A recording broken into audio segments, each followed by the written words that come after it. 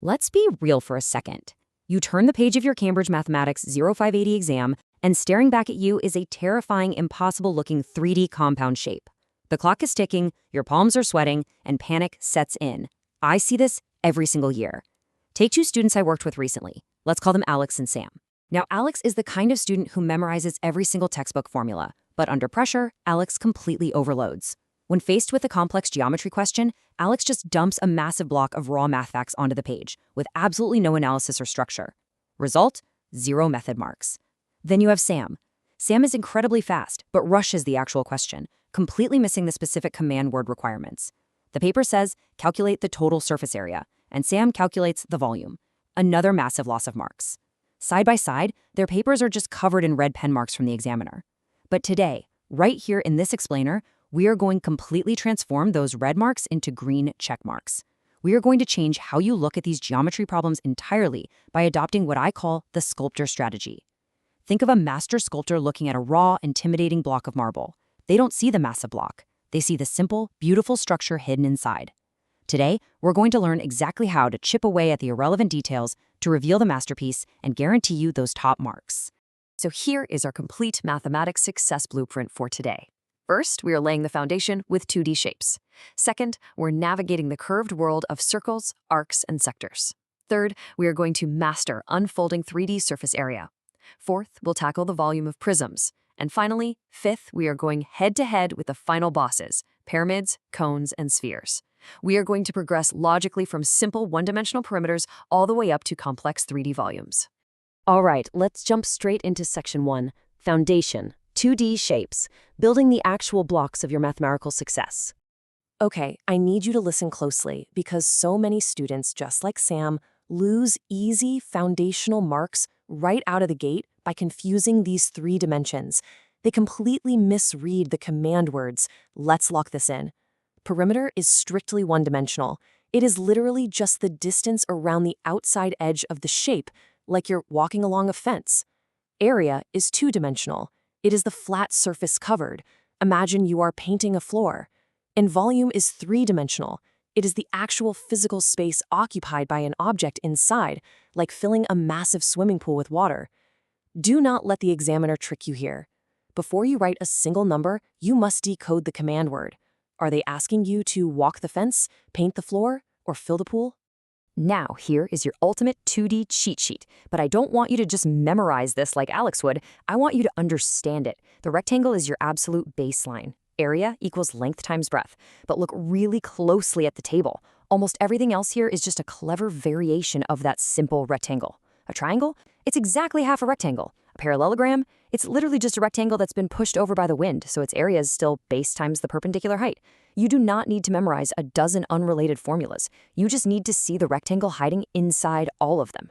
This is where top students start structuring their answers properly using what we call the PEAL framework. Point, evidence, explanation, link. Your point is identifying the correct shape and formula from this table based on the command word.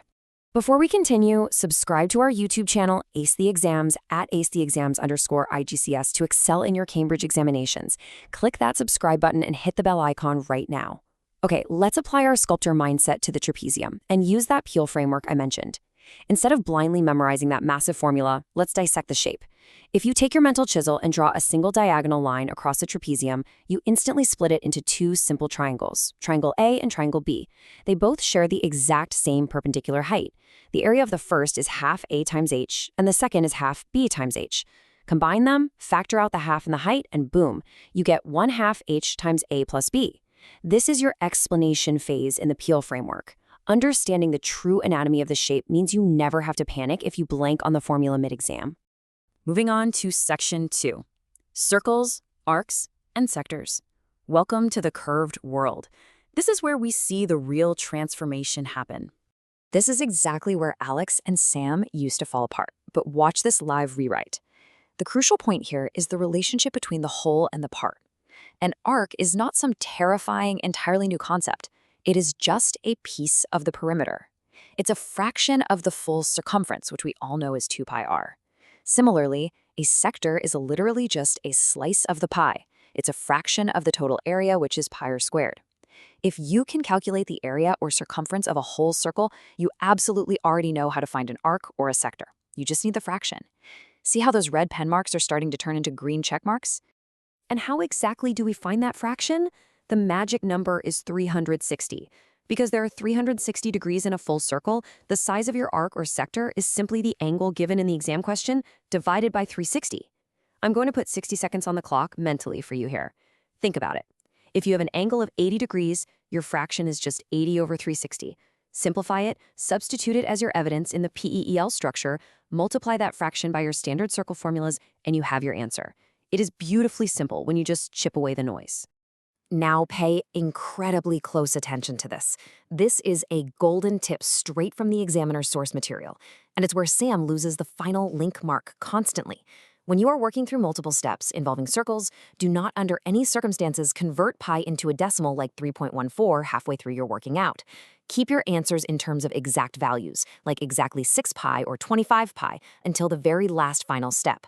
Rounding too early introduces errors that compound like a snowball rolling down a hill, and it will guarantee you lose accuracy marks on your final answer. Keep it exact, show you're working, secure the bag. Stop scrolling. Subscribe to our YouTube channel, Ace the Exams, at @acetheexams_IGCSE to excel in your Cambridge examinations. We've helped thousands of students improve by 2 to 3 grade boundaries.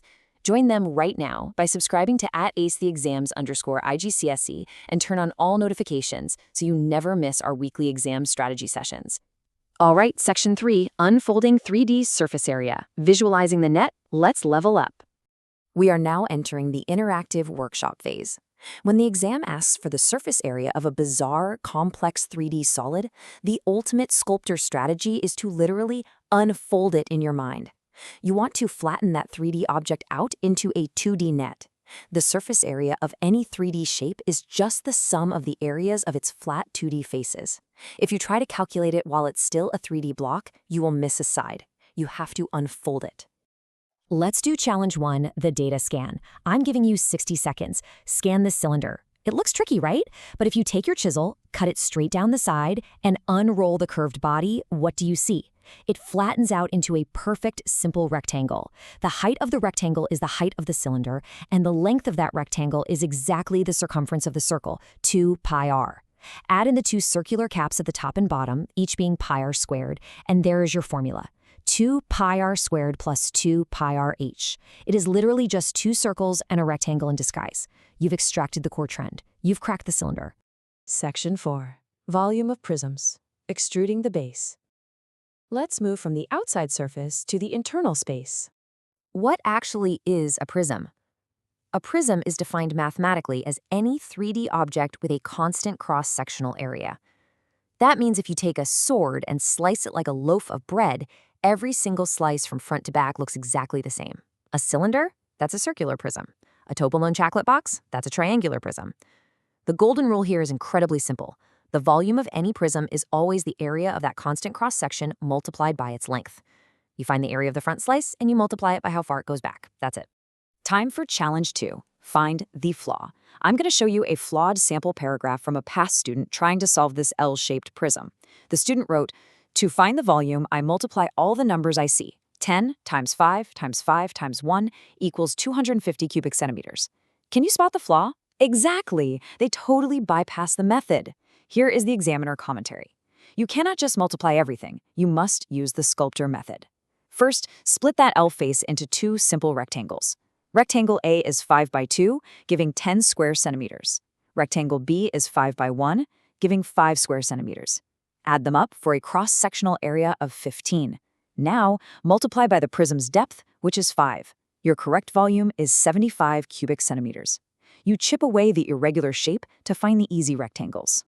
We have arrived at Section 5, Pyramids, Cones, and Spheres, the final bosses of the Cambridge 0580 syllabus. This is Challenge 3, Speed Writing. You have 30 seconds to mentally draft a perfect peel paragraph when you see this fraction, 1/3. This is the ultimate secret for pyramids and cones. If you take a prism, like a cylinder, and you carve it down so it tapers to a single point at the very top, creating a cone, you have exactly carved away 2/3 of its volume. The volume of any tapering shape is exactly 1/3 the volume of a prism with the exact same base and height. So your point is volume equals 1/3 times base area times height. Write it down, sub in the evidence, explain the steps, link to the final answer. But wait, because the examiners love to set a trap right here. The cone volume formula explicitly requires the vertical height, h, but the paper will almost always give you the base radius, r, and the sloping slant edge, l, instead. If you just plug L into the formula, you fail the question. What do? You look for the hidden 2D shape.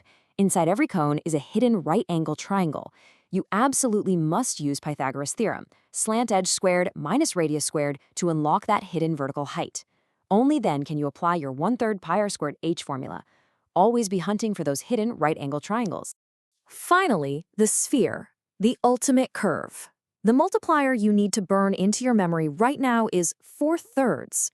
The volume of a sphere is 4/3 times pi times the radius cubed. Notice it is cubed to the power of 3 because we are dealing with 3-dimensional volume.